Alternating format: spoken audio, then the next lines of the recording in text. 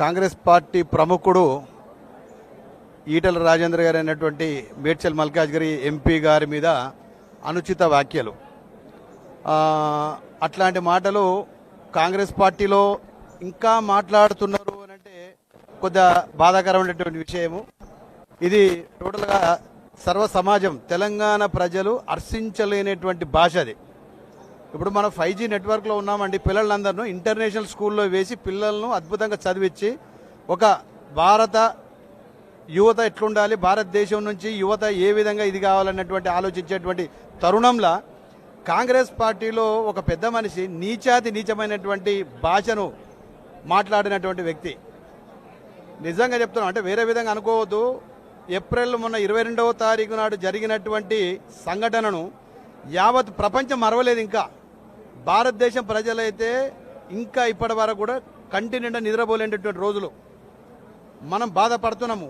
అట్లాంటిది ఒక ఈటల రాజేందర్ గారు పెద్ద మనిషి, ఒక సౌమ్యుడు, ఎవరిని కూడా పల్లెత్తి మాట అనలేనటువంటి వ్యక్తి.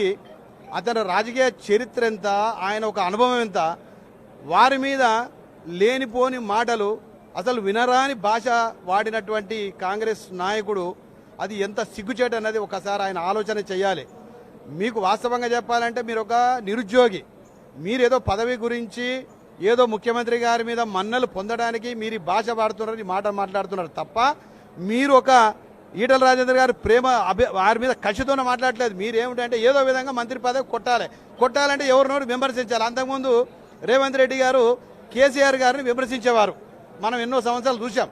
విమర్శించి ఆయన ముఖ్యమంత్రి అయిండు. మీరేమిటంటే ఎవరిని నేనంటే నాకు మార్కులు ఎక్కువ పడతాయి, నాకు మినిస్టరీ వస్తుంది అనేటువంటి దాని మీద మీరు ప్రయత్నం చేస్తున్నారు. ఈ ప్రయత్నాలు మానుకోండి, మంచిది కాదు. ఎందుకనంటే ఒక సాటి మనిషి మీద మాట్లాడేటప్పుడు ఆ మనిషి యొక్క రికార్డును కనుకోండి, రికార్డును చూడండి, చూసి మాట్లాడండి. ఏం భాషనండి అది? ఎవరైనా నిజంగా చిన్నపిల్లలు కూడా తూ అంటారు, అట్లాంటి మాటలు మాట్లాడారు మీరు. ఇది భారతీయ జనతా పార్టీ ముఖ్యంగా మేడ్చల్ నియోజకవర్గ బీజేపీ కార్యకర్తలు, నాయకులందరూ ఖండిస్తున్నారు. ఇది ఘోరాతి ఘోరమైన భాష. అది ముఖ్యంగా మీరు మాట్లాడిన భాష కాంగ్రెస్ పార్టీకే ఒక నల్లటి మచ్చ. నేను మీకు చెప్తున్నాను, కాంగ్రెస్ పార్టీకి ఒక నల్లటి మచ్చ, ఘోరమైన మాటలు.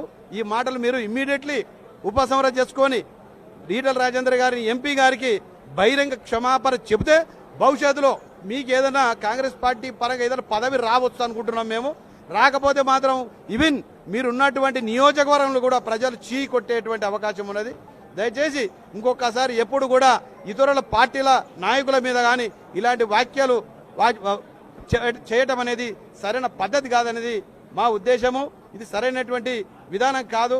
మీరు పంత మార్చుకుంటే మంచిదన్నది మేము కోరుకుంటున్నాం. అందులో ఈటల రాజేందర్కి ఒక చిన్న పిలుపు మేరకు ఇంచుమించు 25,000 మంది ఇవాళ ఇక్కడికి రావడం జరిగింది. ఏదో ముట్టడి చేస్తారట, మరి ఏం ముట్టడి చేస్తారో ఏం చేస్తారో మాకు తెలియదు.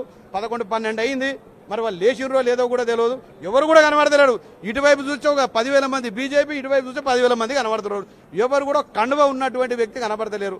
ఇక మరి మీ పరిస్థితి ఒకసారి ఆలోచన చేసుకొని భవిష్యత్తులో మీరు మాట్లాడేటప్పుడు అటు ఇటు 4 వైపులా చూసుకొని మాట్లాడడం మంచిదన్నది మా ఉద్దేశం.